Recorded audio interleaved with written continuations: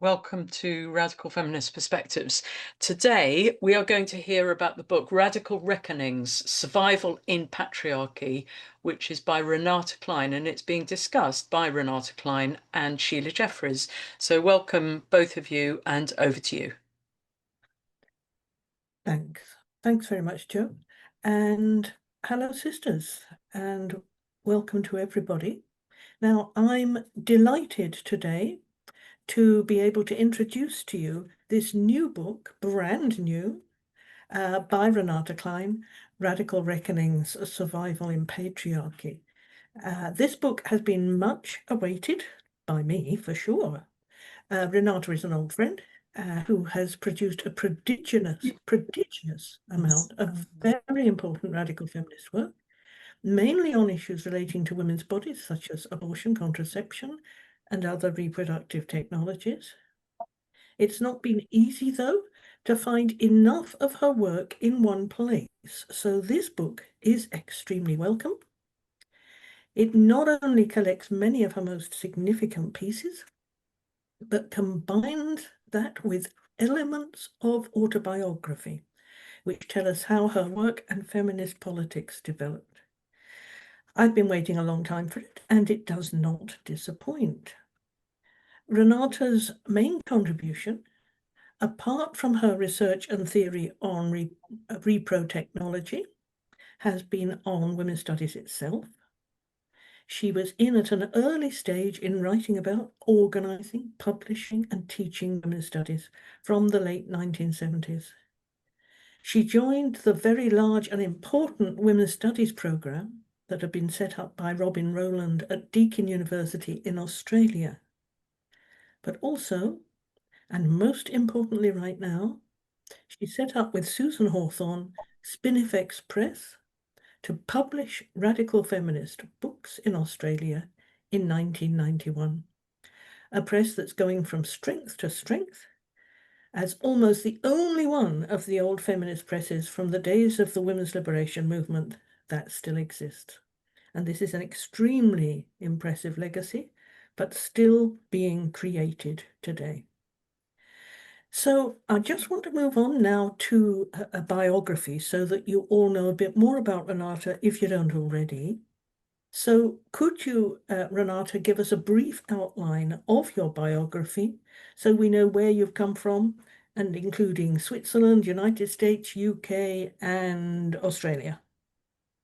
Hi, Sheila, and thank you very much for that very nice introduction. And hi, everybody who is listening. I'm so very, very, very happy to do this event this evening. And like you, Sheila, I am so pleased that this book is finally finished. It, as I say in the introduction, it's taken virtually 20 years to do it because I gave up and then I started again and I gave up.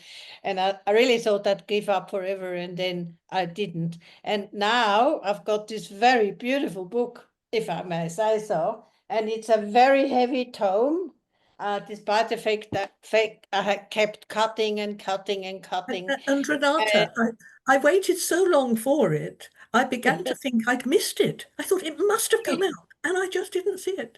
So it's very embarrassing. It was in the catalog, the Spinifex catalog, I think in 2006. With another cover. Then it went. And then it was in the catalog in 2024. And then when I said to Susan, I can't do it, I give up. She said, you will not give up because it's in the catalog again. So I knew, my life, wouldn't be worth living it if I didn't finish this book.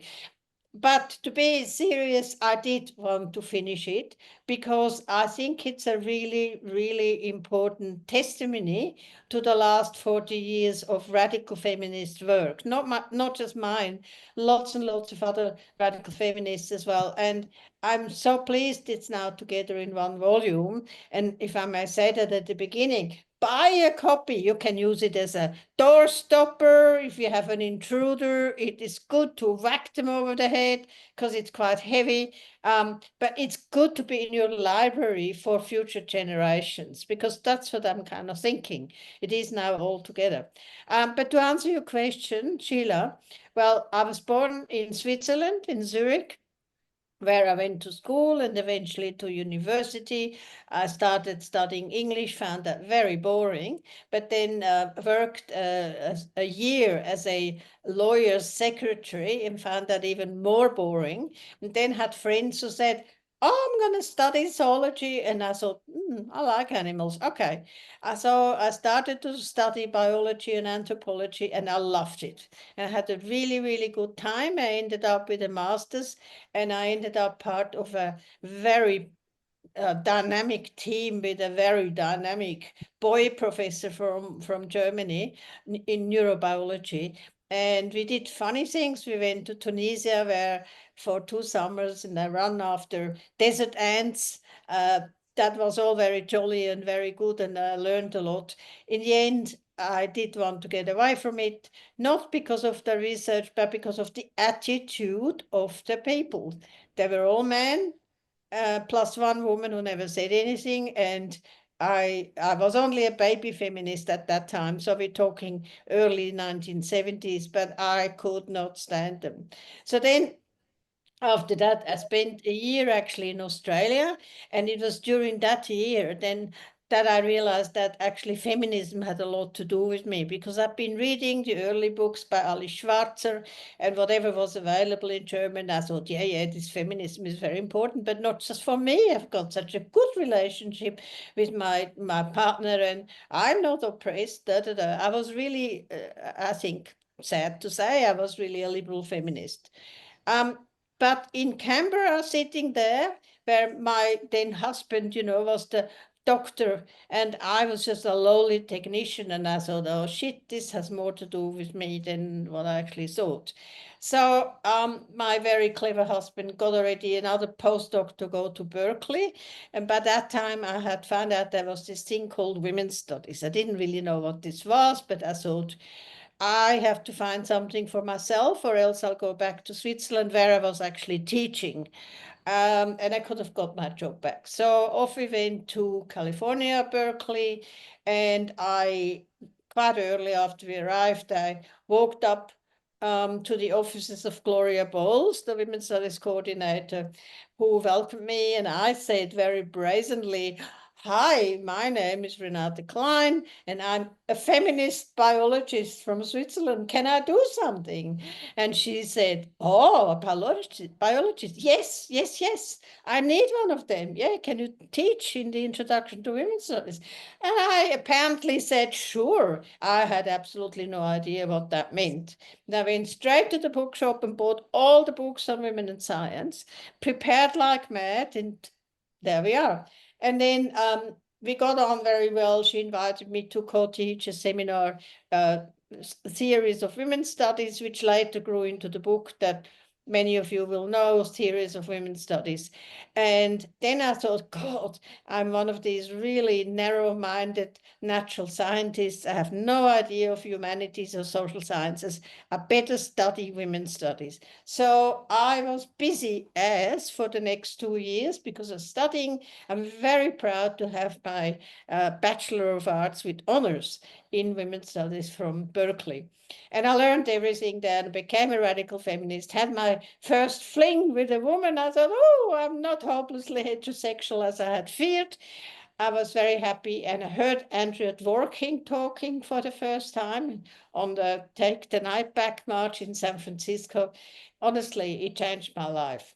So then from there, I moved to London because I gotten two applications to do a PhD, and I chose the one in London. I had met Dale Spender, and she said, "Just come and I'll help you." And she did. She introduced me to many, many women in publishing. And so I started my PhD. And that was not easy sailing because my supervisor didn't really like my radical feminism. And also in 1978, Louise Brown had been born, the first test tube women, babies, and at some party, a woman said to me, "You're a biologist. What do you think about the test tube babies, and what will they do for women?" And I said, "I don't know. I don't think much about it. I haven't thought much about it." And she said, "Well, you should do a book about this." And I thought I should finish my PhD. That's what I should do. And my PhD was on the theory and practice of women's studies. And so, but you know, sometimes these crazy ideas, they fall on good ground. And I asked two American friends, both scientists, and a year later in 1984, we actually published the first book, feminist book, critical of reproductive technologies, and that's called Test Tube Women, What Future for Motherhood. And it totally changed my life. I did finish my PhD at some point with major energy needed, but I did. And then I met Robin Rowland from Australia, and she said, apply for this. This is a scholarship or a fellowship, and you need to come to Australia. So I applied and I got it. And so 1986, I went to Australia for 6 months to investigate what's happening to women when they go through in vitro fertilization. So I did that with 40 women, and it was terrible. None of them had a child, and it was just horrible. And then I was supposed to go back to London, but I got offered a postdoc, and then I had also met Susan Hawthorne, I must admit that. And so I thought, should I stay there or should I go? So I said, oh, well, I can stay another 2 years, which I did. And then eventually I joined the Women's Studies program, and I'm still in Australia, and I've never regretted it. It's a beautiful country, and you know, I love living here. And of course, I've been living with Susan now since 1987, which is a very, very long time. That's all very good. Thanks very much, Renate. It's a good story. It's a good story. And that's in the book. So I'm now going to go and look at the contents. Could you put up the contents slide, Joe?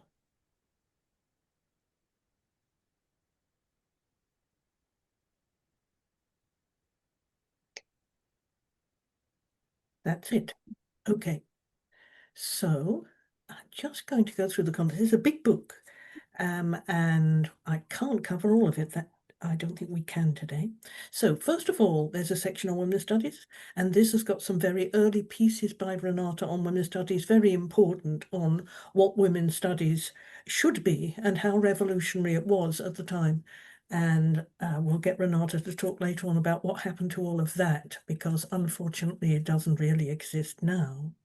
And then there's a section on new reproductive technologies, and Renate was very involved in FinReg, the feminist organization set up to battle the new reproductive technologies, including IVF, and I'll get her to talk about that later on.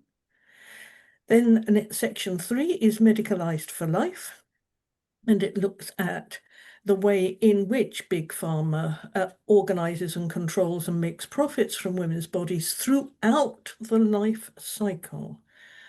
Contraception, abortion, Gardasil, and HRT.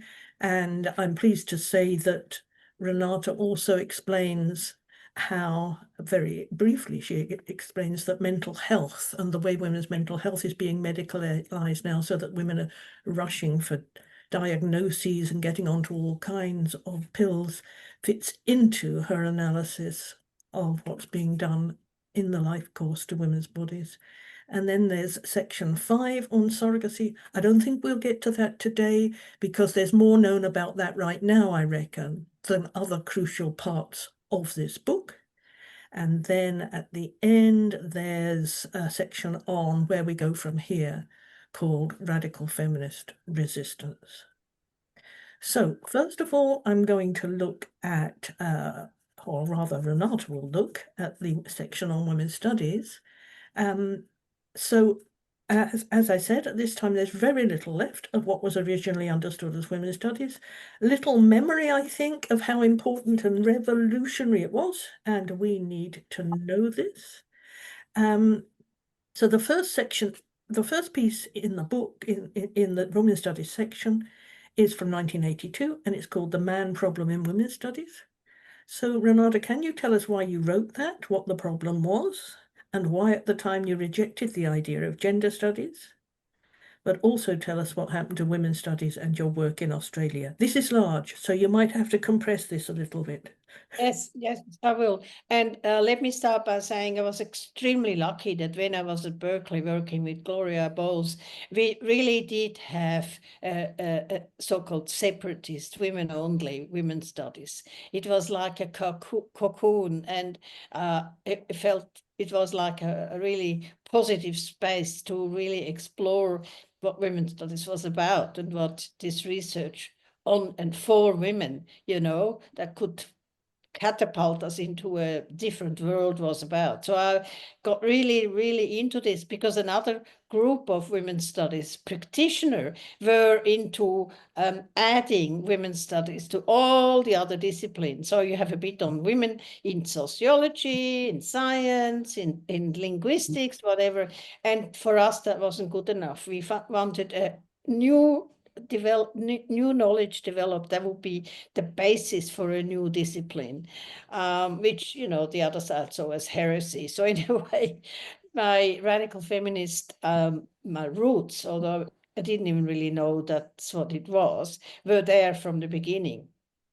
So yes, and then this piece I wrote, the main problem in women's studies, the expert, the ignoramus, and the poor dear, and people are still looking it up, and I think it's really quite funny, although it is actually very serious. And how that happened was that because my PhD was on the international dynamics of women's studies theory and praxis, I sat in a lot of women's studies courses as a participant observer. And so I went down to Kent in England and sat in the MA in women's studies there. Now, the first year, there was a man teaching there. He was one of the so-called good men. He respected women. Some women didn't like it that there was a man teaching there, but he was really quite respectful. When there was a topic on violence against women, he didn't come to class. So there were not a lot of problems with him. That group had a really good cohesion, and a lot of women became very close friends and stayed together even after the MA was finished. Then the next year, a new group of students came in and a new teacher. And he was just a big problem. He was gay. He thought of himself as the best in since sliced bread. He had absolutely no boundaries. And women from the very beginnings were really revolting against him. He was teaching homosexuality, and a lot of them said, I really was looking forward to taking this subject, but I won't, not with this man.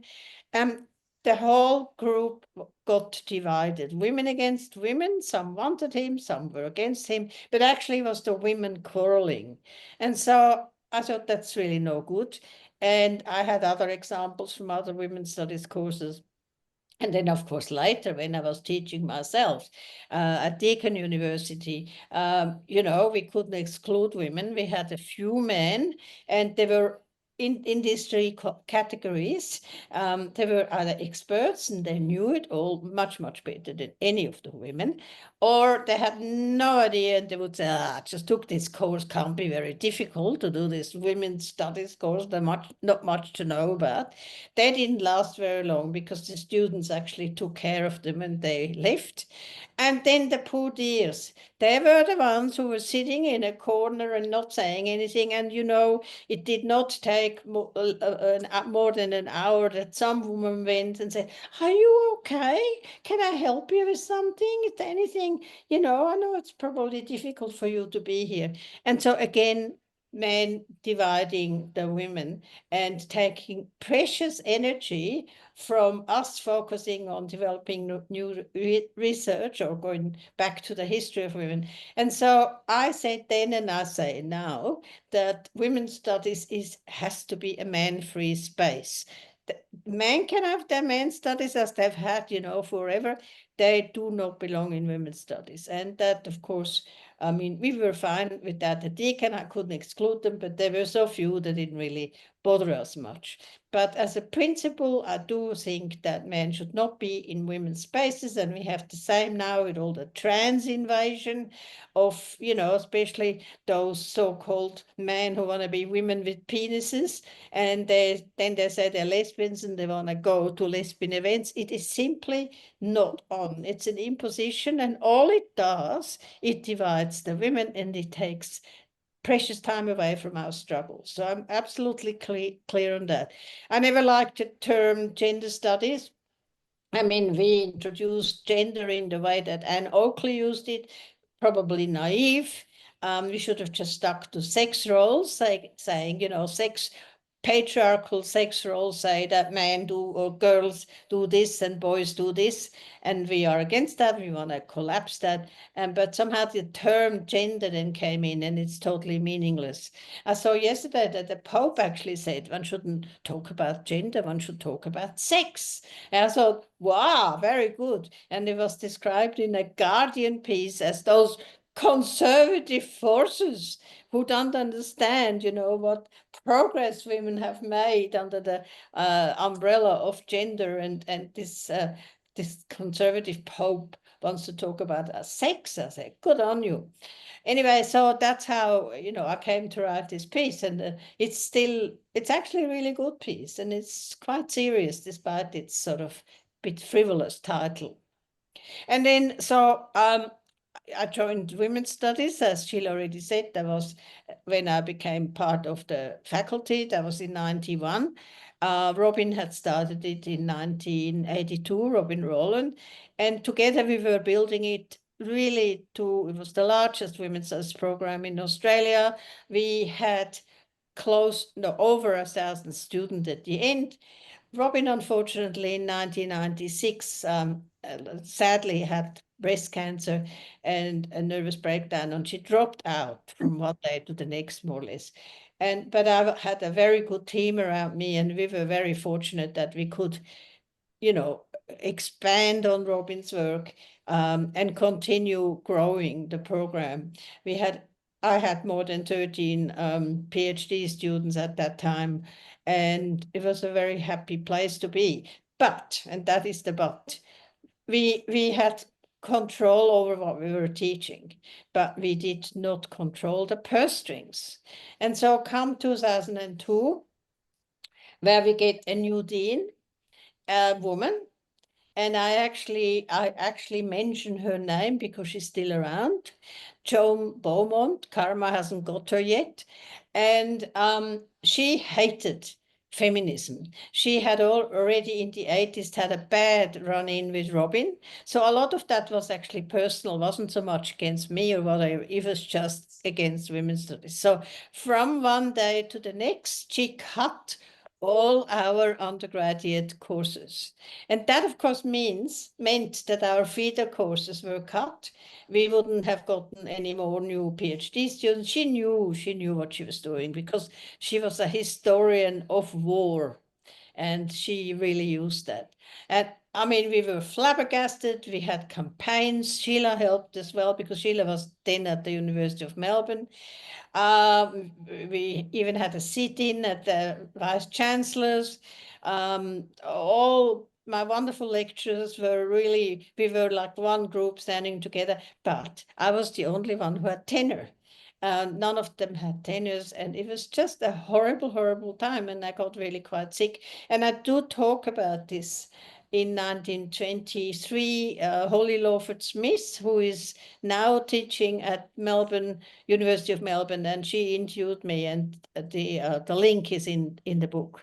And it was just really sad because we have built up this very, very internationally well-known program with great courses on feminist research methodology, reproductive technology as well, but also basics, you know, Women's Studies 101, 102, and students loved it. And even now, sometimes I run into women and say, oh God, I took your course and I've never forgotten about this. We had a lot of women who got divorces after taking our courses. We had summer institutes as well.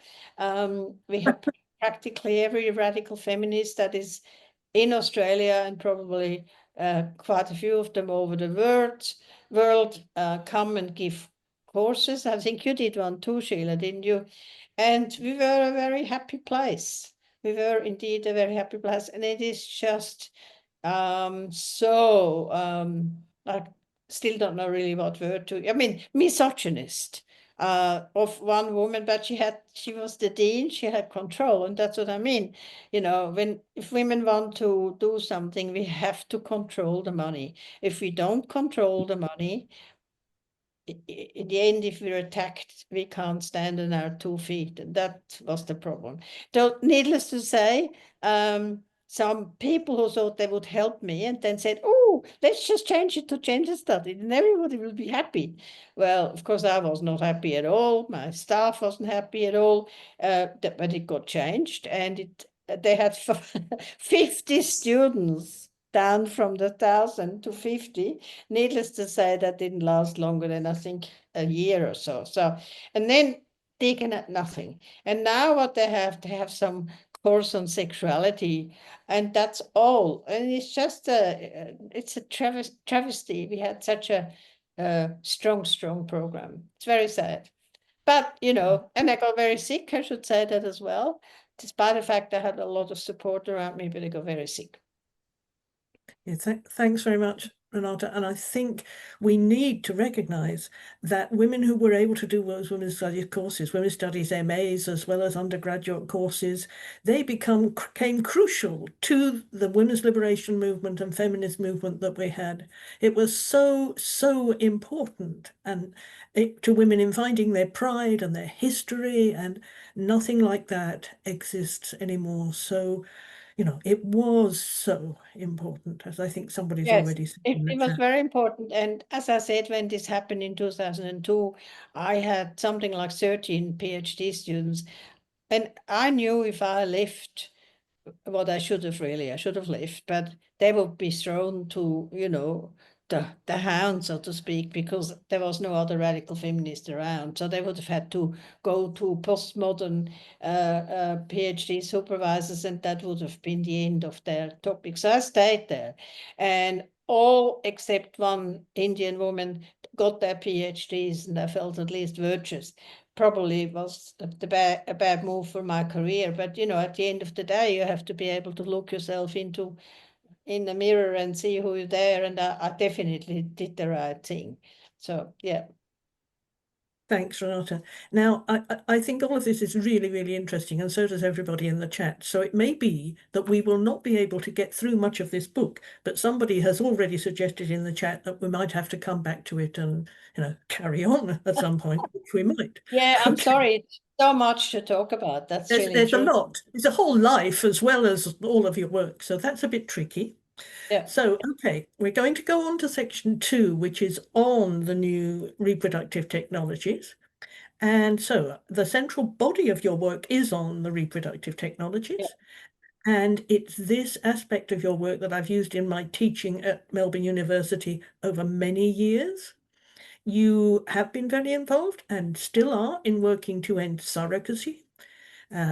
Reproductive technology in the form of what is now called IVF was invented to breed cows and later adapted for use to breed human children out of the livestock of human mothers. It then formed the basis for the surrogacy industry, which is breeding babies for sale in a human slave trade. Now, nowadays, there is much better understanding amongst feminists, at least, that surrogacy must be abolished. But there's probably much less understanding of why feminists from the 1970s onwards opposed the use of in vitro fertilization on women breeders. So, you talk about the feminist organization FinRage that you were involved in forming in the 1980s, which did oppose IVF. Can you tell us something about how it got formed and why it did? Yes, it really came out of the book that I did together with Shelley Minden and Rita Arditi, Testing Women, What Future of Motherhood. And Robin Rowland and Jan Raymond was involved, and Jana Hammer was involved. They put together a panel in 1984 2005 at one of these World Congresses for Women, which happened to be in the Netherlands. And it was called, it was called The Death of the Female. The Death of the Female. It had a question mark after it. And so we all gave our papers, and after that, it was a very big audience, close to 500. And somebody stood up from the audience and said, we need an organization to really discuss all of this and stand up to that. And so there and then in 1985, we actually formed FINRET, it was then called. But the same year, there was a giant conference in Germany. The Germans, they were ahead of us. They knew what this was all about. They knew the whole eugenic component of test tube women, test tube babies. They knew that there wasn't just making, babies for poor infertile people. They knew that there was a plan behind this.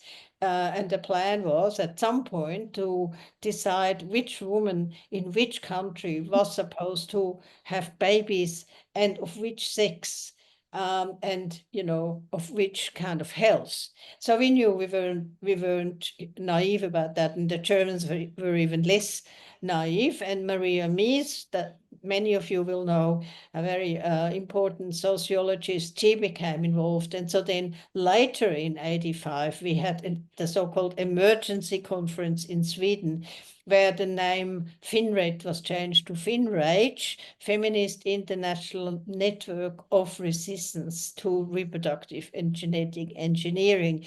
Because of the German conference, we added genetic engineering to it. So it's not really just about humans, it's about plants, it's about animals, it's the whole male dominance to decide who can breed what. And FINRAGE really understood that. The other thing that FINRAGE understood, which was really important and links then to section 3 in my book, was that in Western countries, women were told, go to IVF and have your desired child and be happy. But in poor countries, or even for the poor women in Western countries, there was no such luxury. They were told no more babies, you have to abort or you have to contracept. And that led to the development of very, very damaging contraceptives. I mean, we know already the pill was tested on Puerto Rican women without any ethical guidelines, and that then continued to long-acting contraceptives. And so FINRAGE from the very beginning wasn't just Western, white middle-class women. As some said, it was definitely a lot of women from Bangladesh, from India, from other Asian countries. And we worked very well together. And we always said IVF and population control and contraceptives and abortion are the two sides of the same coins. As I said before, it's an attempt of patriarchy to gain control over women's reproduction. And that's how we approached it. FINRAGE had 20 really, really good years. We had thousands of members. We had chapters in many countries. We had newsletters. We had conferences. We published books, at least 10 books. We had a journal with Jalna Hammer, who's the managing editor. And it lasted really till the mid-90s when, postmodernism was coming in, queer culture was going to come in, but mostly what came in was liberalism in the form of US-controlled NGOs that bought a lot of our FINRAGE delegates when the conference in Cairo on population and development was taking place. And they bought for our delegates to come and stay in very good hotels. We couldn't really afford, we didn't really have money, because when you call FINRAGE with rage in your name, you don't get a lot of grants. But they had a lot of money. They co-opted a lot of the poor countries. They gave the money for their officers, for what they wanted to do. And who were we to say, don't take that money because we can't offer you any? So that was incredibly sad. And I have written a couple of very, very angry papers about all of that.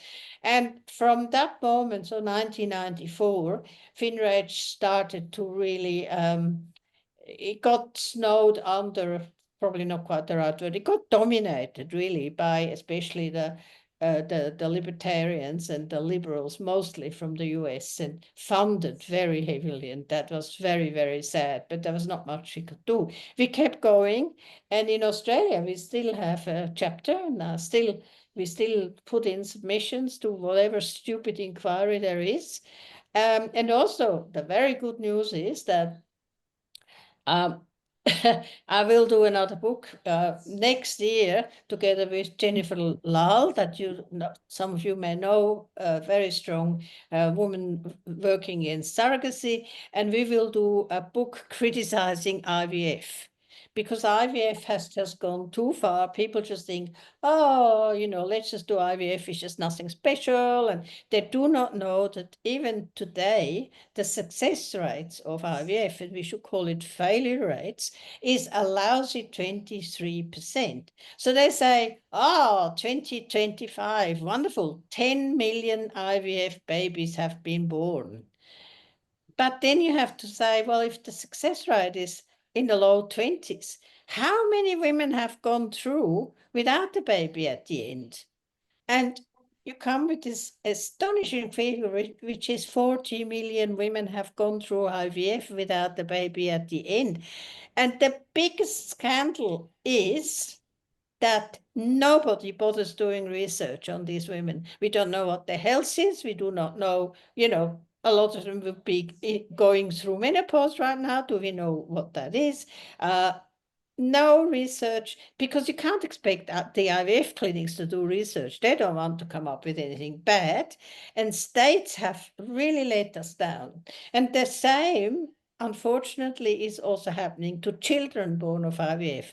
And let's not forget, none of them is even 50 yet, because, Louis Brown was born 78. So IVF started to come in towards the second half of the 80s. That's when it was used more frequently. So nobody's 58. But there's some very worrying signs that teenagers have already blood pressure higher than people in their 40s. And when people get to 40, they have major problems with their cardiovascular systems. So we will see. Well, we could see if anybody has got, the energy to do the research, major problems coming up. And when I gave actually a talk in London, when we were in London recently at Elaine's and Lynn's wonderful lesbian history group, and talking about this. And then a woman in the audience actually said that she had a niece who was born of IVF, who was now 30, had never been able to hold a job down, and had been sick all her life.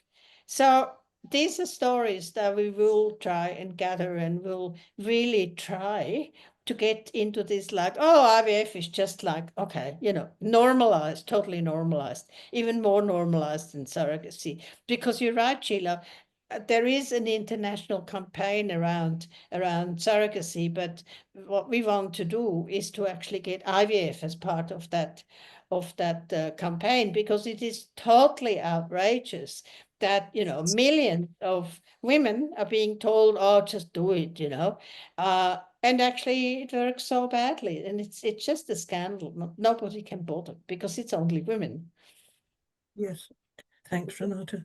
Now, you have a piece in this section on reproductive technologies from 2004 on the use of IVF by lesbians, and calling this the heterosexualizing and invisibilizing of lesbians. And I think that would probably be quite surprising to some of those listening to this. So can you explain why you are critical of lesbian use of IVF? Yes, it was 2004, and was actually a paper that I gave at a conference in a panel together with Jenny Kelly, who wrote a wonderful book on lesbians and menopause, and Susan Hawthorne. And we all, I think we were, you know, criticizing that the whole heterosexualization. So what happened? 2000, the beginning of 2000s, was that in the 80s, a lot of lesbians, especially, I mean, when I lived there in London, you know, having children with a turkey baster, you know, getting some sperm in from men and then putting this turkey baster in your vagina and hopefully you go pregnant. And at home, and I was actually quite in favor of this. I'm not so much in favor of it now because I think since then we have realized how many women who were adopted, how many people who were adopted, and how many people who were so-called donor babies have been looking for their origins, sometimes all their lives, and can't find them, and what tragedies that has caused. So nowadays I am much more critical and say the baby has to know who his father is.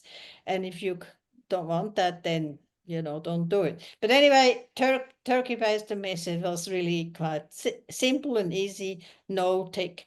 It was illegal, it is still illegal, but lesbians didn't care about that, and they had their babies. And then, lo and behold, there was this growing idea that actually lesbians should be able to go to IVF clinics because, they couldn't just use sperm that hadn't been checked whether it had actually HIV. And, they couldn't do that. Now, just think about it, you know, heterosexual people who have got sex. So before they have sex, do they say to one another, we can't have sex, we have to check your sperm first if it's got any infections? No, of course not. They have sex and no. Anyway, but this worked. And so lesbians thought, we have to go to IVF clinics and have this sperm checked. And then, of course, the insemination takes place not at home, you know, with music and candlelight, whatever, but in a sterile room with your feet up in stirrups.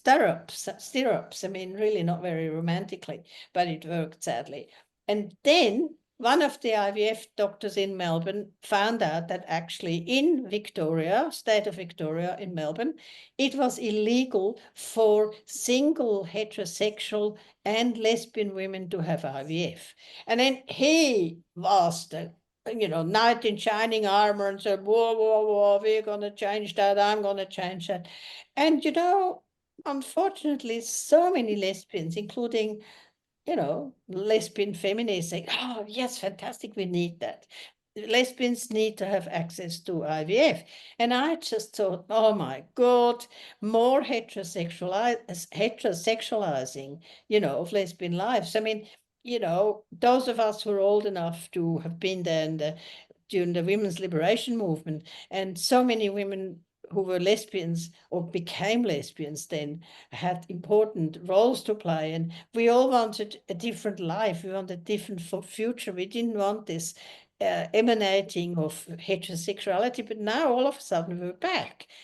So many women say, we have to get married, and then we have to have the big cake and the big wedding, and then we have to have the baby.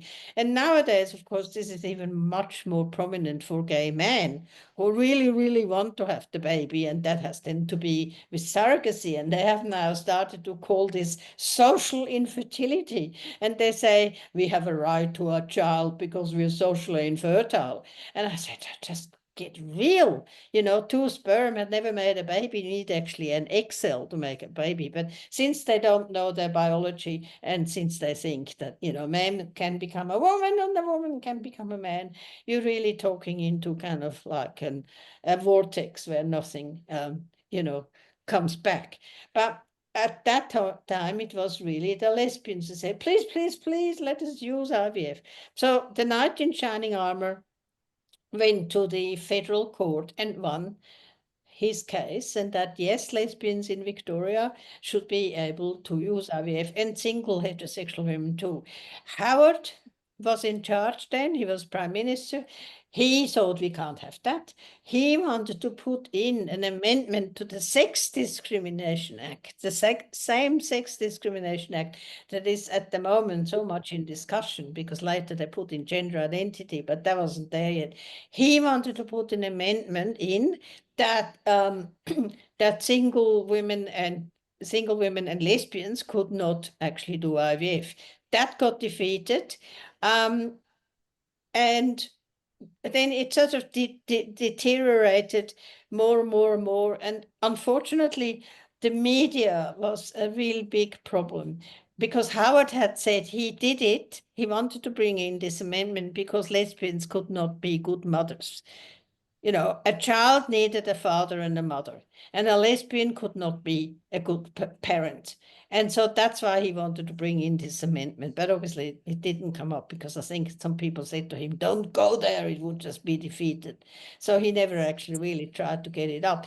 But unfortunately, the media took this up. And so the whole discussion was not whether it made sense that lesbians actually went to IVF, and actually in most cases they did not need IVF, and IVF wasn't such a benign technology. It was all about, were lesbians bad mothers? And of course, you know, I was interviewed quite frequently, and I tried to say, no, lesbians of course are not bad mothers, but IVF is not a good thing. They couldn't separate this thing. So we went down quite badly, and he was just like, Howard is dreadful, he's homophobic, which he all was, that was all true.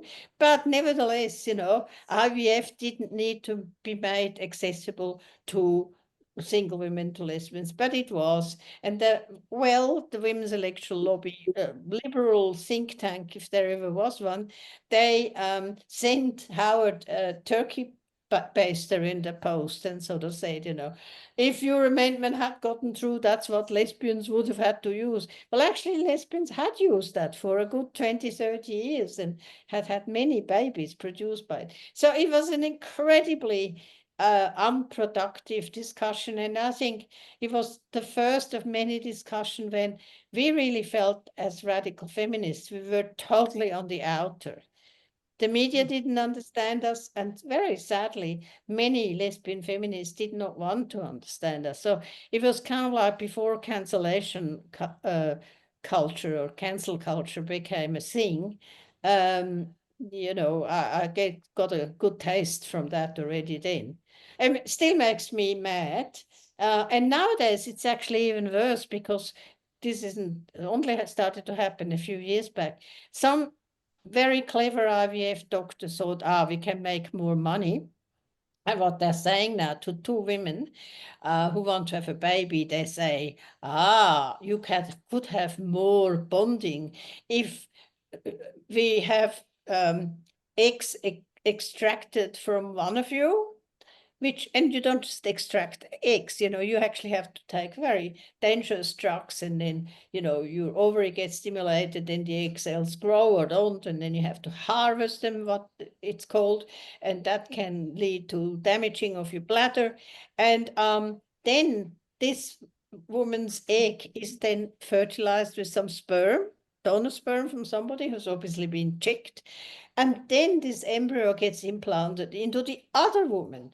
And so this then leads to more bonding, because, you know, you both have contributed to this future child. It's violence basically against these women, because you don't just go in and have your ovaries stimulated if you don't have to. So, and of course it makes more money because it takes longer and they all have to pay for it. And we're not just talking a few $100s, it's thousands of dollars. But this is the latest, and it's all done in the interest of lesbians. And what gets me sometimes is that how lesbians fall for it. You know, not more than other women, but they fall for it. And one of the messages from my book that goes through from all the different sections is, if we don't start looking at our bodies and realize that we only have one body, and this body may not be perfect, it's rarely perfect for any of us, and as we get older it's even less perfect, but that's what we have, and we have to stick up with it for it, and we have to live with it, and not just live with it, but actually, you know, sound a bit gaga, but love it and do the best that we can. Instead of what's really happening more and more, just say, oh, I have a problem here on my left ear, I have a problem here on my right eye. Okay, which specialist do I go to? And they can fix it. And it's this whole notion of not wanting to take care of your own self and of your own body. And the very wonderful slogan, "Our bodies, ourselves," which was one of the most important slogans of the women's liberation movement, that is kind of forgotten. And it goes on and on and on, and we'll have further and further ramifications because everything gets screened now. You know, there's a blood test for that, and you can find out something else that's wrong with you. Oh, something lurking. And if you don't take this pill and this pill and this pill, you know, it's going to be very bad for you, and you won't make it past 60 or 70 or whatever. And again, so many people are sadly just falling for this because it's all done with incredible scaremongering. If you don't have your yearly checkup for, wow, you mentioned, 5, 10 different things that could be wrong with you. You're very stupid woman. You really should do that. Do you want to die early or what? And women do it. And what's even worse is if you look at young women, teenagers, young women, I mean, if, just teenagers and how easily they are seduced by influencers who tell them that they should really not be girls, they should really be boys, and they should really be trans. It's very scary how they're going to ever stand up against this medical establishment and really say, no, sorry, but there's a limit. Yeah, if I break a leg, I will come to you, but if I feel all right, I don't necessarily have all this invasive testing going on and telling me how sick I am all the time and I feel quite well. How are they going to withstand that when there's absolutely no role models? And I'm now jumping around, sorry, Sheila, but we used to have feminist health centers, and these feminist health centers, you could go in and you could have a discussion about contraceptives, for instance. Is this good? Is this bad?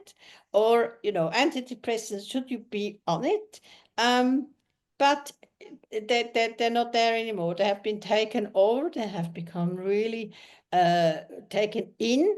They're very expensive now. They are spokeswomen for the government often, and there's absolutely nothing radical left about them. There are a few exceptions around the world. There's still one in Berlin that is fairly radical as far as I know.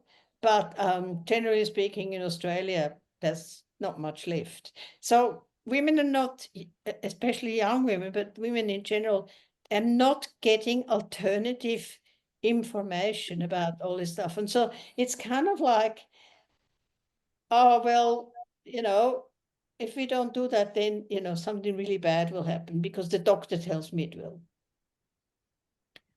Yes, thanks very much, Renate. And I think that I didn't know that there was this problem that lesbians were being sold children born of their joint eggs. I mean, that's a horrifying development, not just for the problems for the women themselves, but for the child. I mean, Yes. suddenly there are children in the world born of two mothers who have two biological mothers. And there are, of course, problems with custody and who the child is, and nobody seems to be thinking of the children, let alone the health of the mothers. So I think there's a lot clearly going on with lesbians because they're a new market to be absolutely. exploited. It's all about markets and how can you make more money, Absolutely. basically. We really need to be keeping an eye on this. And I fear there is this problem that the feminist work and understanding of all these issues are not being understood by all these women who are being sold these technologies. They have no access to any of the criticisms that we're talking about here. And that is a real problem. We don't have a lot of time left. I'll just say a little bit about Section 3, but I think we probably will have to come back and look at this again. I mean, it's huge. It's absolutely huge. And all of it is really, really important. And I do think it's also worth saying, and quite interesting, that it happens to be radical lesbian feminists who are doing a lot of the work and building the critique on these issues, women who never wanted to have children and didn't have children themselves, putting all of this work into the health and the rights of women who do have children and into children. I think that's kind of interesting. But anyway, we'll just say a little about section 3, which is medicalized for life, contraception, abortion, Gardasil, and HRT. And I think we'll be able to talk about very, very little, really, but I'll ask you about one section of it in a moment. So the third section is called Medicalized for Life, and it looks at the way in which women's bodies are medicalized for the profit of Big Pharma and to fit them into the demands of men and male domination throughout the life course. And somebody in the chat has said, what is Gardasil? It's Dorothea. That, I think, is a wonderful entry point for you to explain that one, Renata. You're probably well up on what's happening around Gardasil now. Yes, well, Gardasil is another of these miracle treatments that all of a sudden some wonderful professor, in this case it was Fraser, forget his first name even, Ian Fraser from Queensland University came up with in the early 2000s. So it's about cervical cancer, and he and his Chinese co-author said that they had found a vaccine. And so that now, you know, women didn't have to have cervical cancer anymore. Well, good, isn't it? But the problem was that firstly, cervical cancer can be a big problem in underdeveloped countries because it has a lot to do with sanitation, the way how what access you have to good food. But in countries like Australia or any other westernized countries, the incidence of cervical cancer had been going down, down, down. So there was not a problem of all of a sudden having an emergency and needing this vaccine. Then there was all other stories that this vaccine was developed by Merck, and Merck had just had huge lawsuits because Merck had had a COX-2 painkiller that had actually killed a lot of people with heart attacks, and they needed to pay a lot of from lawsuits. They needed to pay a lot of money to people who sued them. So they needed another income, and so all of a sudden Gardasil was created, and Gardasil was supposed to then, you know, lead to no more cervical cancer. And the theory behind it is that it's the human papillomavirus, HPV, that causes cervical cancer. Now, this is a theory that has actually never been proven. Some people say it's 100%. Other people say, it's probably about 70%. There are HPV is something that probably most of us have had. You get it from toilet seats, you get it from handshakes, you get it from kissing. Most people don't know they ever had it, has no symptoms, it goes away after about 2 years. But in some, it develops further, and Ian Fraser and his co-author said, and that leads then to cervical cancer. So the first vaccine that they developed had antibodies for 4 of these strains in this HPV, this human papillomavirus, and then later he had one that had 9 strains. And so in Australia first, it got introduced for free by the government to children as young as 9, because the theory was, first it was only girls, but then later boys got it too. The theory was you have to have this vaccine before you're sexually active, because that's the best time when you can actually get these antibodies to this HPV. So if in case you do get HPV either from having sex or being on a toilet seat that somebody had HPV with, then nothing can happen to you. Now the problem is that the virus HPV has actually never been able to be made So nowhere in the world ever has anybody been able to replicate this virus. The closest they have come to is virus-like particles, which Ian Fraser did. So that's already a problem because that's not the real thing. And the other problem is that when you get infected with HPV, and it does have an influence on your cervix, from the infection to when you actually get irregular cells takes roughly 10 years. Now, if you do research, it's very impractical to have to wait 10 years until you can say, oh, yes, you know, our wonderful vaccine actually now meant that in 10 years' time, nobody had irregular cells anymore. So you can't do that. So they had what they called, they made what they called a surrogate endpoint. Now, the surrogate endpoint was that after 2 or 3 years after the vaccine, if women didn't develop some lesions, then they said, hooray, hooray, hooray, they won't get cervical cancer. It's totally ridiculous because young women don't get these lesions anyway. But no, you know, that this was with great fanfare, and you know, Madonna King did a biography of Ian Fraser, and Ian Fraser, who saved millions of lives, and to cut it short, to say it's not clear that this vaccine, this Gardasil, is actually saving a single life from cervical cancer. But what it Thank you. did, a lot of women actually got very sick, and quite a few women died. Yes. And I knew you would know what's going on now, and you would have been following it, and you know too much. I mean, that is the problem. You know too much. And I remember when it was brought in Australia and schoolgirls were fainting as a result of the vaccine and so on. And what we also all said was it's about vaccinating women to make a suitable tube for men to use because it's only passed on by the penis. And so, you know, no, these girls might be lesbians. They may never have relations with men, but girls all have to be made vaccinated and contracepted tubes that men can use. Anyway, thanks ever so much for all of this. And we've only got through half what I wanted to get through, but you know, I should have realized that that would be the case. And I'm so fascinated by it all that I had too many questions and, you know, wanted you to say too many things. Well, I'm But very thank you sorry very, that we very much. didn't get any further. That's very true. And because there is some a very important chapter in the book about our bodies, ourselves, where I also talk about how quite early on in the 90s, I already started to look at cyborgs and the postmodern fascination with. Absolutely. I want all of that, but we can't do Okay. it. But thank you ever so much, Renata.